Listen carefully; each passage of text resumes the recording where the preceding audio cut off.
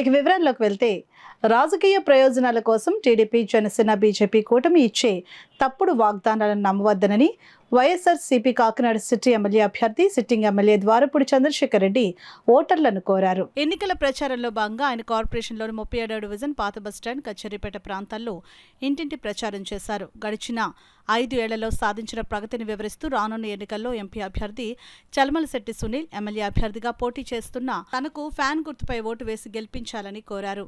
ఈ సందర్భంగా ఆయన మాట్లాడుతూ 2014లో ఇచ్చిన ఏ ఒక్క హామీని అమలు చేయకుండా చివరకు మేనిఫెస్టోను సైతం వెబ్సైట్ నుంచి తొలగించిన ఘన చరిత్ర టీడీపీదే అన్నారు. 2019లో అధికారంలోకి వచ్చిన వైఎస్ఆర్సీపీ ఇచ్చిన ప్రతి హామీని అమలు చేసి ప్రజల విశ్వాసాన్ని చూరగొందని అన్నారు. తప్పుడు వాగ్దానాలను చేసే పార్టీలను పక్కన పెట్టి ఇచ్చిన వాగ్దానాలను అమలు చేసిన వైఎస్ఆర్సీపీకి పట్టం కట్టాలని కోరారు.